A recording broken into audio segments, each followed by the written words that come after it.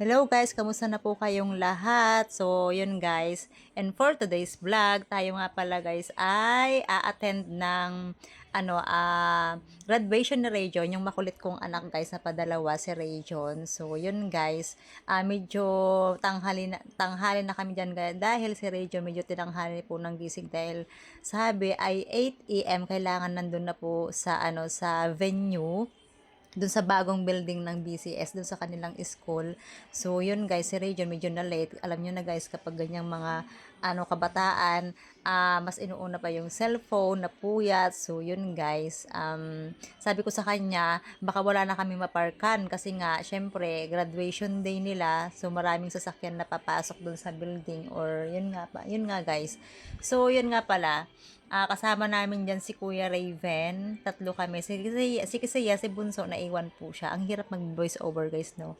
Tapos yun, hindi naman siya medyo traffic.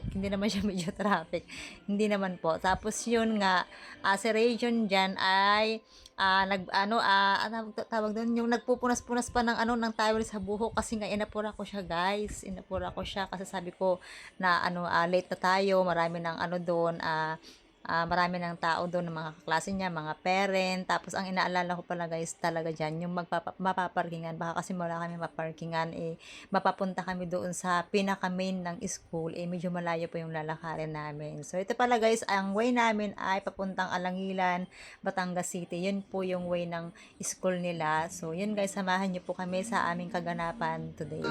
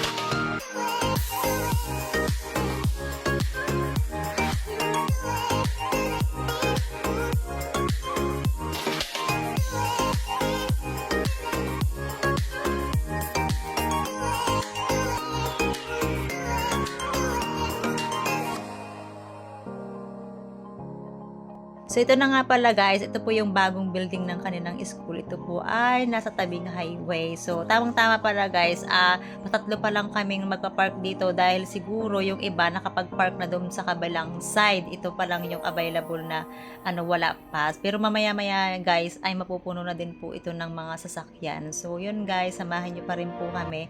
Sa taas po yun, second floor or third floor po yung event. So, basta yun guys, samahan nyo po kami.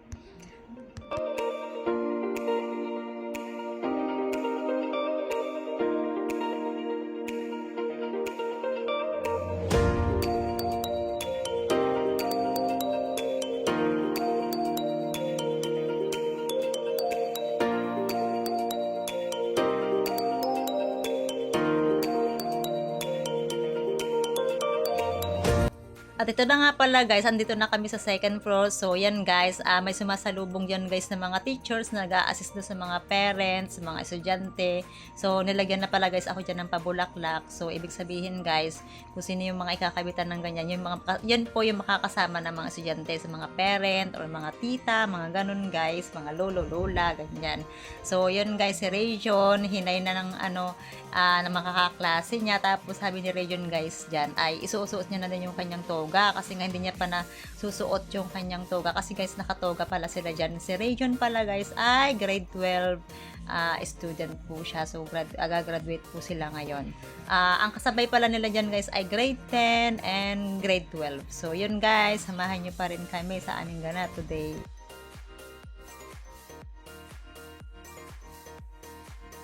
So, ayun nga pala guys, si Rayjon lumapit sa kanyang mga teachers. Tapos, pinaayos niya yung kanyang suot na toga. So, yun guys, si Rayjon talaga guys ay napaka-friendly po na yan sa mga kanyang mga kaklase, mga teachers. So, kinukwento pala guys sa akin ng kanyang advisor na sobrang si Rayjon ay may makwela, sobrang masipag daw. Tapos yun, nagtataka naman po ako kasi nga, sinasabing masipag, pero sa bahay ay hindi. Char, baka mapanood niya ito.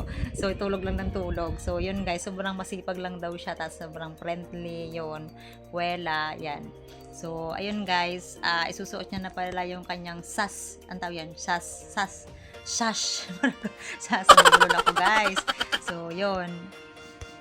At ito na nga pala guys, pinapaakyat na kami dun sa taas para po mag-start na daw po yung program. Tapos iba pala guys yung yung mga bisita lang naman na mga hindi naman kasama sa marching. Iba po yung pwesto nila. Tapos kaya si Raven guys, mapapahiwala yan sa amin. Iba yung pupuntahan niyang pwesto. Tapos iba naman yung way ng papupuntahan naming room. So yun guys, sila pala guys ay nasa taas yata ng venue. Parang ganun guys, mas maganda yung kanilang pwesto kasi mas makikita nila yung mga lahat ng pangyayari sa baba. So yun guys, ito pala guys yung loob ng kanilang graduation stage. So ito medyo malawak din po siya.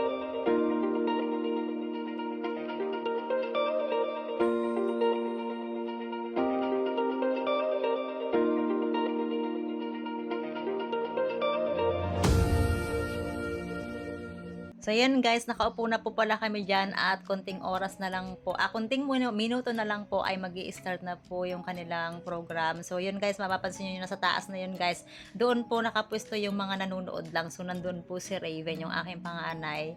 So, siya daw po yung magpipicture-picture dyan at kukuha ng video. So, at ito na nga pala guys, pinalabas na po kami lahat dyan, yung mga lahat na magmamarching ng mga estudyant kasama po yung mga kanilang mga partner na parents. So yan guys, nasa labas na po kami dyan kasi guys yan, medyo mahaba, hindi lang talaga medyo mahaba guys kasi mahaba talaga siya kasi nga kasabay niyan ay yung grade 10 at saka ng grade 12. So mauuna pala guys yan yung grade 10 tapos ang kasunod yan ay yung grade 12. So kaya yan guys, medyo matagal kami dyan sa labas na naghihintay. So si Rayjon pala guys dyan ay nakikikulit, kinukulit na yung mga kaklase niya diyan sa dito sa aming pila na ito.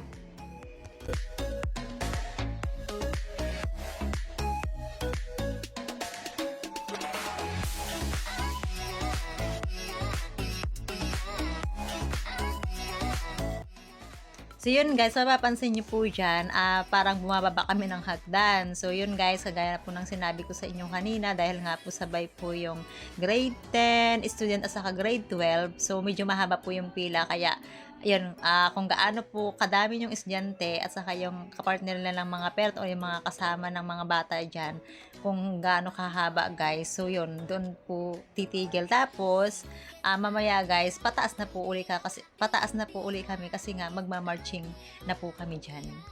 So ito na nga pala guys, fast forward na po natin kasi nga mahaba din po yung pila na to. So yun guys, pasok na po kami dito, nagma-marching na po kami. Isa-isa kasama po yung mga estudyante at saka yung mga parent papuntang stage.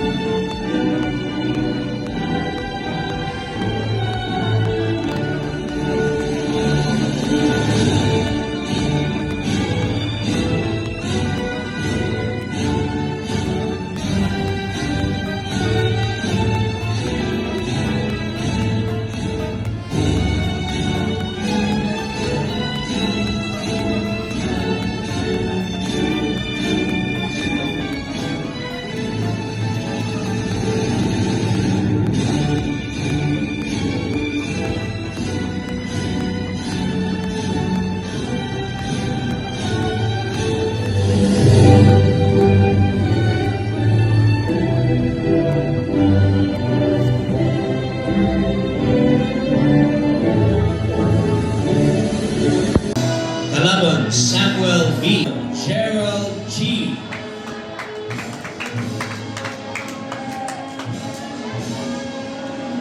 Embate, Don. Panibatan, Region D.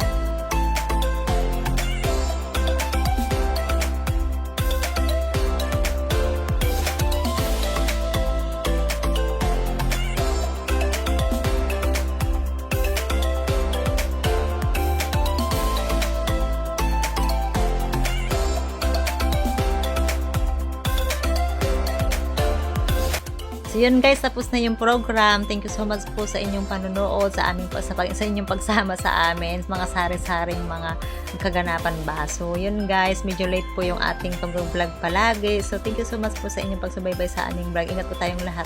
Mwah!